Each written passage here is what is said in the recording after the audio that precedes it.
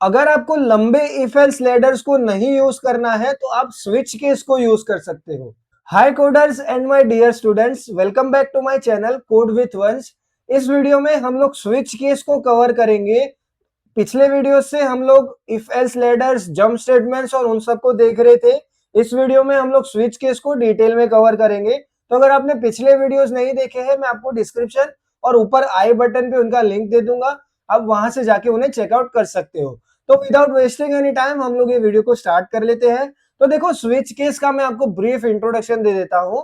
तो बेसिकली जो आप लोगों ने इफ एल्स लैडर यूज किया था, एल्स इफ वाला लैडर, उसी का सिमिलर पार्ट है यहाँ पे, लेकिन एक छोटा सा डिफरेंस है। वो डिफरेंस क्या है मैं आपको दिखा देता हूँ। तो स्विच केस क्या है actually? When you have many conditions checking one variables value instead of long if else if ladder, we can use switch. अब देखो, इसका मतलब क्या है? अगर आपके पास ज्यादा कंडीशंस है, एक से ज्यादा कंडीशंस है, चेकिंग वन वेरिएबल्स वैल्यू, मतलब एक ही वेरिएबल है, मान लो आपके पास कोई चॉइस है, तो उसके कंडीशंस बनेंगे। तो एक ही वेरिएबल की वैल्यू पे अगर एक से ज्यादा कंडीशन बनती है, तो आप एल्स इफ लैडर की जगह आप स्विच को यूज कर सकते हो। तो स्विच का काम क्या है? कंडीशंस मल्टीपल आपको चेक करवाने का, जैसा एल्स इफ में है। लेकिन मैं आपको जैसे ही करके दिखाऊंगा, आपको समझ में आएगा कि क्यों उसका सिंटेक्स इजी है एल्स इफ से, ठीक है।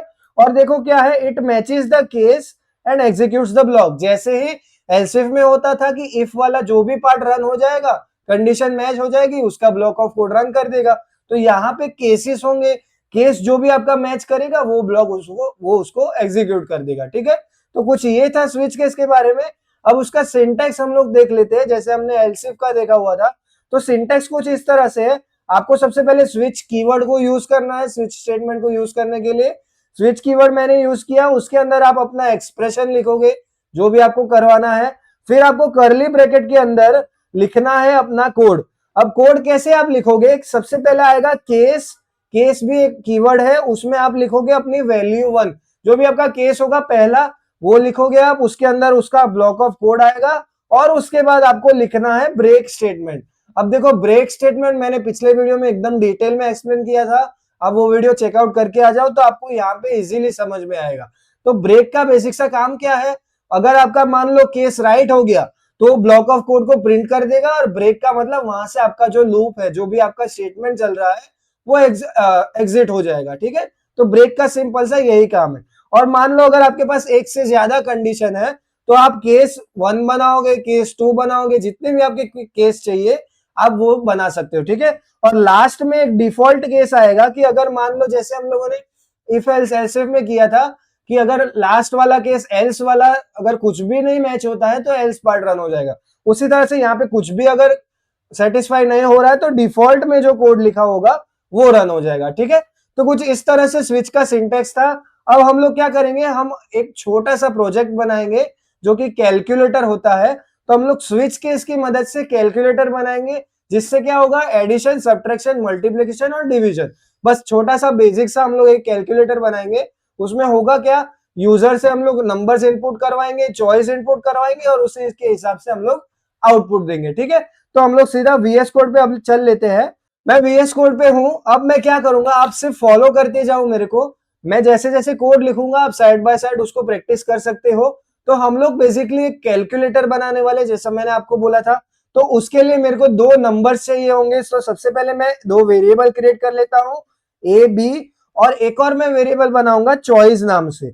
आप इसका नाम कुछ भी रख सकते हो, लेकिन स्विच केस है, केसेस बनेंगे, तो मैं चॉइस यूजर से एंटर करवाऊंगा कि आपकी चॉइस बोलो। उसी हिसाब से मैं एडिशन, मल्टीप्लिकेशन, सब्ट्रैक्शन वो सब करूंगा, ठीक है। तो देखो, मैंने 3 वेरिएबल बनाए, ए बी और चॉइस। अब मैं क्या करूंगा, आप सबसे पहले मैं यूजर से पूछूंगा कि एंटर 2 नंबर्स। मैंने यूजर से पूछा कि भाई मेरे को 2 नंबर्स दो, ठीक है। और मैंने यहाँ पे सेमीकोलन लगा के उसको एंड कर दिया। अब मैं स्कैनएफ से वो दोनों नंबर्स को इनपुट ले लूंगा, ठीक है। तो मैंने स्कैनएफ यूज किया। मैंने लिखा डबल कोट्स में परसेंटेज डी। परसेंटेज डी आपको 2 बार लिखना है, क्योंकि आप लोग 2 वेरिएबल्स को इनपुट ले रहे हो, ठीक है। ये आपको पता है, मैंने आपको बताया हुआ है। और आपको लिखना है एम्परसन ए, कॉमा एम्परसन बी। तो जो भी मेरे 2 नंबर्स इनपुट आएंगे, उनको मैं ए और बी में सेव करवा दूंगा, ठीक है। सिंपल सा कहने का मतलब।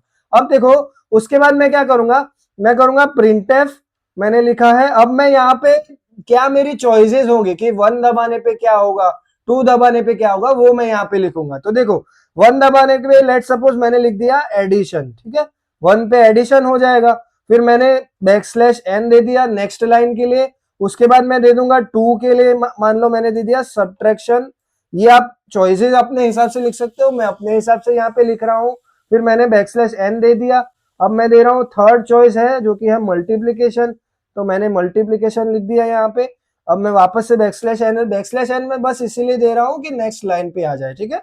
और फोर्थ मेरी चॉइस होगी लास्ट जो है डिवीजन, ठीक है। तो इतना मेरे पास चॉइसेस है।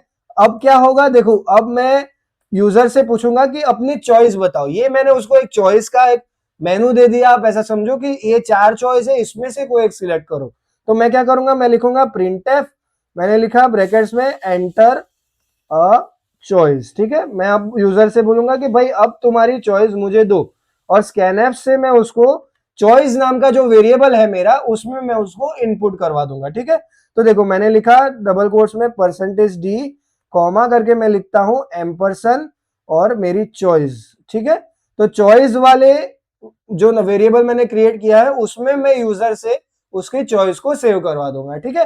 देखो ये पार्ट पूरा ऑप्शनल है, आप इसकी जगह कुछ भी लिख सकते हो। मैंने इसलिए लिखा हुआ है क्योंकि मेरा एक प्रॉपर फॉर्मेट में आए कि पहले यूजर को नंबर हम लोग पूछे, वो नंबर पूछने के बाद उसको एक मेनू दे दे कि ये चॉइस दबाने से ये हो जाएगा, फिर हम यूजर से उसका चॉइस लेंगे, ठीक है। अब देखो हमारे पास चॉइस आ चुकी है। अब हम लोग स्विच स्टेटमेंट को यूज कर सकते हैं यहाँ पे।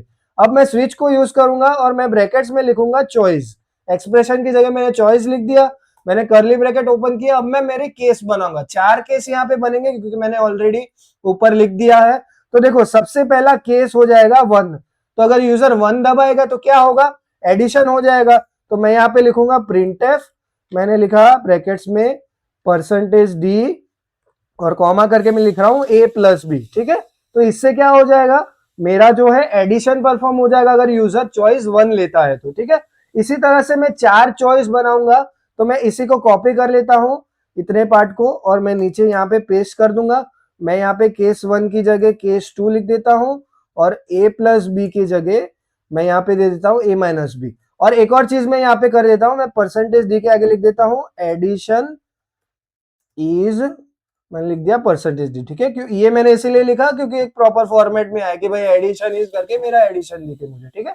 और मैं लिखूंगा यहाँ पे सब्ट्रैक्शन इज, और मैंने लिख दिया %d, ठीक है। वापस से मैं इसको कॉपी कर लेता हूं। मैं ऐसे और 2 केस बनाऊंगा डिवीजन और मल्टीप्लिकेशन के लिए। मैंने यहाँ पे केस 3 लिख दिया 2 की जगह, और मैं यहाँ लिख देता हूं मल्टीप्लिकेशन इज %d, और मैंने दे दिया यहाँ पे a×b, ठीक है। वापस से एक बार मैं इसको पेस्ट कर देता हूं। मैंने केस 4 लास्ट जो मेरा केस है वो होगा डिवीजन का। तो मैंने 4 केस यहाँ पे बनाए हुए हैं, मैं डिवीजन का लास्ट केस बना लेता हूँ और मैं यहाँ पे a/b लिख देता हूँ, ठीक है। तो देखो मैंने 4 केस यहाँ पे बना दिए। अब मुझे एक डिफॉल्ट केस भी बनाना है, जब आपको याद हो कि डिफॉल्ट क्या होगा अगर मैं कोई भी इसमें से चॉइस नहीं सिलेक्ट करता हूं तो क्या मेरे को आउटपुट में मिलेगा, ठीक है। तो मैं यहाँ पे सिंपल डिफॉल्ट लिख देता हूं। मैंने डिफॉल्ट लिख दिया और मैंने यहाँ पे लिख दिया printf, डबल कोट्स में मैंने लिख दिया एंटर अ वैलिड चॉइस, ठीक है। मैंने ये कर दिया। तो अगर मान लो यूजर 5 या 6 या ऐसा कुछ टाइप करता है जो केस में है ही नहीं, तो क्या होगा, मेरे को मैसेज दिखेगा एंटर अ वैलिड चॉइस, ठीक है। तो देखो ये मेरा एक कैलकुलेटर क्रिएट हो चुका है। मैंने आपको एक्सप्लेन किया, सबसे पहले यूजर से क्या करेगा, वो प्रिंट करवाएगा कि एंटर 2 नंबर्स, फिर हम लोग उस नंबर को सेव करवाएंगे ए बी में। मैंने उसको एक मेनू दिया हुआ है, मेनू देने के बाद हम लोग पूछेंगे एंटर अ चॉइस। जैसे यूजर चॉइस एंटर करेगा, मैंने चॉइस में उसको सेव करवा दिया चॉइस नाम के वेरिएबल में, वही चॉइस चेक होगी स्विच केस की मदद से, और ये जितने भी केस है उस केस के हिसाब से उसको आउटपुट दे देगा, ठीक है। तो देखो जैसे मैं इसको रन करवाऊंगा, अब यहाँ पे मुझे वो दो कमांड्स थी वो लिखनी पड़ेगी, जो जीसीसी कंपाइलर वाली कमांड थी और मेरी फाइल का नाम। तो जीसीसी मैं लिखूंगा f.c, मैंने एंटर प्रेस किया। अब मैं लिखूंगा डॉट, थोड़ा लोड हो रहा है, मैं यहाँ पे लिखूंगा ./a.exe, ठीक है। जैसे ही मैंने ये लिख दिया, अब मेरा जो फाइल है वो रन हो जाएगा। तो देखो मुझे पूछ रहा है एंटर 2 नंबर्स। अब मैं लेट सपोज मैं एंटर कर देता हूँ 3 और मैंने एंटर किया है 2। अब देखो मेरे को मेनू दिख रहा है यहाँ पे, मुझे बोल रहा है 1 पे एडिशन हो जाएगा, 2 पे सब्ट्रैक्शन हो जाएगा, 3 पे मल्टीप्लीकेशन हो जाएगा और 4 पे डिवीजन हो जाएगा। अब मुझे चॉइस मेरी एंटर करनी है, तो मान लो मैंने चॉइस एंटर किया है 3, तो मेरा आंसर क्या आना चाहिए 3 इंटू 2 जो कि होता है 6। तो देखो मेरा आंसर आ रहा है मल्टीप्लीकेशन इज 6। तो इसका मतलब जो है मेरा कैलकुलेटर सक्सेसफुली डिजाइन हो चुका है। अब हम लोग एक डिफॉल्ट वाला केस देख लेते हैं जो मैंने आपको बोला। तो मैं वापस से जीसीसी f.c लिखता हूं और मैंने लिखा है ./a.exe, ठीक है। जैसे मैं लिखता हूं मेरे को वापस से वो पूछेगा एंटर 2 नंबर्स, मैंने 2 नंबर एंटर किए 3 और 4। अब मैं क्या करूंगा, मैं इस चॉइस से बाहर ही कोई नंबर लिखता हूं। तो मैंने चॉइस लिख दिया 5।